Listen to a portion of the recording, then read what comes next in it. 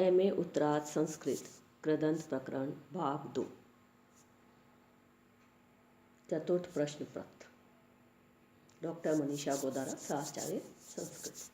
रेलो नृत्य री वर्णांत धातु से तला तथा हलंत धातु से न्यत प्रत्यय होता है। री वर्णांत धातु से तथा हलंत धातु से न्यत प्रत्यय होता है। उदाहरणार्थ कार्यम, हार्यम, धार्यम। न्यत में नकार की चुटू से तथा तकार की हलंत्यम से इत संज्ञा होती है। तस्य लोप से लोप होता है। यह मात्र शेष रहता है। न्यत में तकार स्वर प्रयोजनार्थ तथा नकार अचोनीति से वृद्धि करने के लिए जोड़ा गया है। री वर्णांत का उदाहरण कार्य, डुक्रीन करने, क्री धातु, क्री रीलोन्यत से कर्म में न्यत होकर इत संज्ञक नकार और तकार के लुप्त हो जाने पर क्री य। अचोनीति से वृद्धि तथा उरण रपर से रपर अर्थात आर आदेश करने पर कार्य।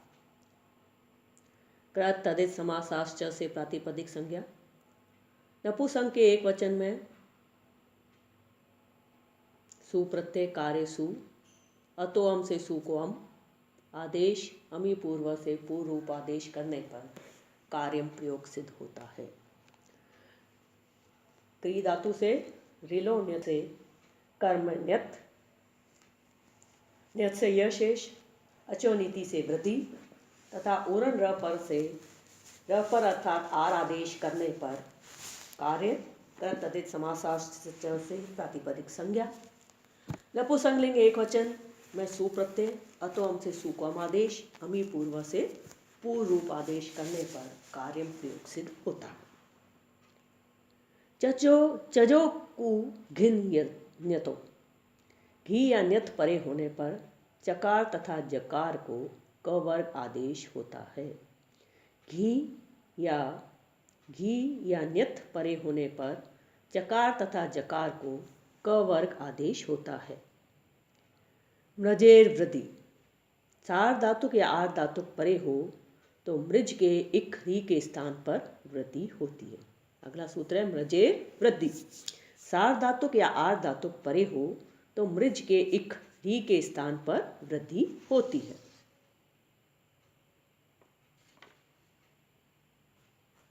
इसका उदाहरण है मार्गे।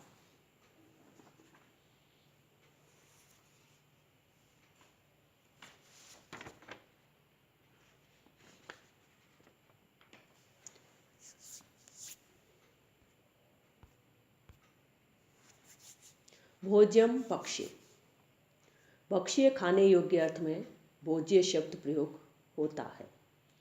भक्ष्य खाने योग्य अर्थ में भोज्य शब्द प्रयुक्त होता है। भुज पालना व्यय वहार्यो धातु से न्यत प्रत्यय, पुगन लघुपद से लघुपद गुण और चजो कु घिन यतो से प्राप्त कुत्व का अभाव कर भोज्यम प्रयोग सिद्ध होता है। जहाँ भक्ष्य अर्थ नहीं होगा वहाँ भुज धातु से रिलो न्यत से न्यत प्रत्यय, पुगन लघुपद से च से लघुपद गुण तथा चजो को घिन यतो से कुत्व होकर विभक्ति लाने से भोग्यम रूप बनेगा। पूर्व कृदंत प्रकरण, नवुल त्रिचो धातु से नवुल और त्रिच प्रत्यय हो, कर्तृकृत सूत्र के अनुसार ये प्रत्यय कर्ता अर्थ में होंगे। नवुल त्रिचो धातु से नवुल और त्रिच प्रत्यय हों, कर्तृकृत सूत्र के अनुसार ये प्रत्यय कर्ता अर्थ में होंगे। नवुल का नकार चुटू से और अंत्य लकार हलंत्यम से इत संज्ञक होकर तस्य लोप से उसका लोप हो जाता है। वो मात्र शेष रहता है। अचोनीति से नित होने से धातु के अंत्य अच तथा उपदा के अत को वृद्धि हो जाती है। आतो युग चिन्ह कृतों से युग का आगम, लकार के इत होने से लिति द्वारा लित स्वर सिद्ध हो जाता है। युवोर अनको, यु और वु को क्रमशः अन और अक आदेश होता है। यू और वो को क्रमशः अन और अक आदेश होता है। डुक्रीन करनो, डुक्रीन करने। नवुल त्रिचो से कर्ता अर्थ में नवुल त्रिचो सूत्र से नवुल प्रत्यय हो जाता है, क्री नवुल। नवुल से वो शेष रहता है। युवोर अनोको सूत्र से वो को अक सर्वादेश, क्री अक। अचो नीति द्वारा क्री के रिकार को आर वृद्धि करने से कारक। युवोर अनोको सूत्र से वो को अकादेश, क्री अक। अचो नीति द्वारा क्री के रिकार को आर वृद्धि कारक। प्रथमा के एक वचन की विवक्षा में सु प्रत्यय। स सजुषोरु विराम अवसानम खरवसान्य विसर्जन से रेव को विसर्ग करने पर कारक प्रयोग सिद्ध होता है। नवुल त्रिचो सूत्र से कर्ता अर्थ में नवुल प्रत्यय। नवुल से वो शेष। युवोर नाको सूत्र से वो को अकादेश। अचो नीति से क्री के विकार को आर वृद्धि करने पर कारक। प्रथमा एक वचन में सु और सु को विसर्ग करने पर कारक प्रयोग सिद्ध होता।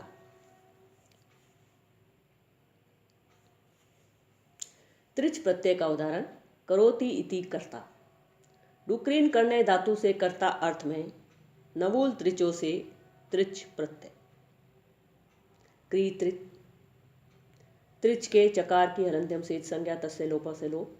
आर धातु का सेठ वलादे से इट का आगम प्राप्त होता है। इस पर एकाच उपदेशीय अनुदातात से इट का निषेध हो जाता है। अब सार धातुक आर धातुक कयो से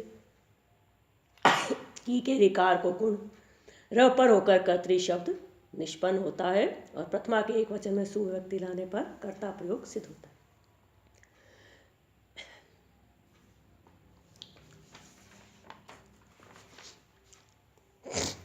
नंदी ग्रही पचादि ब्यो ल्यू निनी अच। नंद्यादियों से ल्यू, ग्रहादियों से निणी और पचादियों से अच प्रत्यय होता है। नंद्यादियों से ल्यू, ग्रह्यादियों से निनी तथा पचादियों से अच प्रत्यय होता है। यह तीन गणों से तीन प्रत्यय विधान किए गए हैं। अतः यथा संख्यम अनुदेश समानाम परिभाषा से क्रमशः अर्थात नंद्यादि से ल्यू, ग्रह्यादि से निणी तथा पचादि से अच प्रत्यय होगा। टू नदी समृद्धो धातु के इदित होने से इदितो नुम धातु से नुम का आगम होकर अनुस्वार और पर सवर्ण करने पर नंद बन जाता है। हेतुमति च द्वारा हेतुमत निच प्रत्यय जोड़कर नंदी हो जाता है। नंदी ग्रही पचादि ब्यो ल्यू निनी अच से ल्यू प्रत्यय होता है। ल्यू का आदि लकार लशक व तदिते से इत संज्ञक होकर तस्य लोप से लुप्त हो जाता है। यू मात्र अवशेष रहता है। युवोर अनकौ से अन आदेश हो जाता है।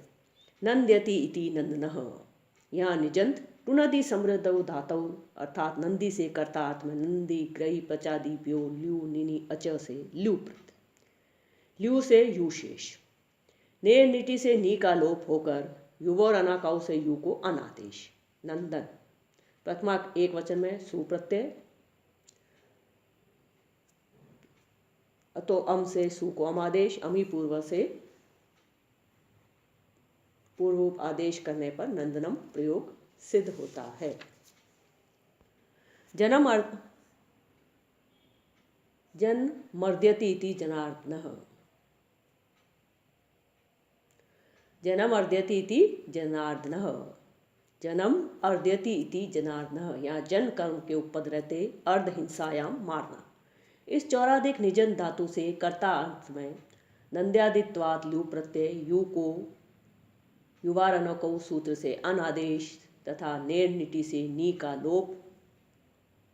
अर्धन इस कृदंत के योग में कर्तृकर्मणो कृति सूत्र से जन कर्म में षष्ठी विभक्ति लग जाती है।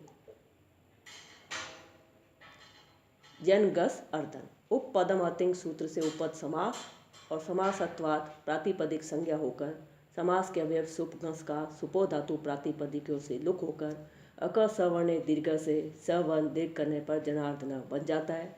कृत तदे समासाश्च से समासात्व प्रातिपदिक संज्ञा स सजुषोरु विराम अवसानम खर अवसान्य विसर्जन से जनार्दन। पच पचती इति पच यहाँ डू पचश धातु से पाक प्रकृत सूत्र द्वारा कर्ता अर्थ में अच प्रत्यय, नंदी ग्रही आदि व्यो से अच, प्रथमा एक पच अ मिलाने पर पच, प्रथमा के एक वचन में सु प्रत्यय, स सजुषु रू विराम अवसानम खर अवसाने विसर्जन से विसर्ग करके पच प्रयोग सिद्ध होता है।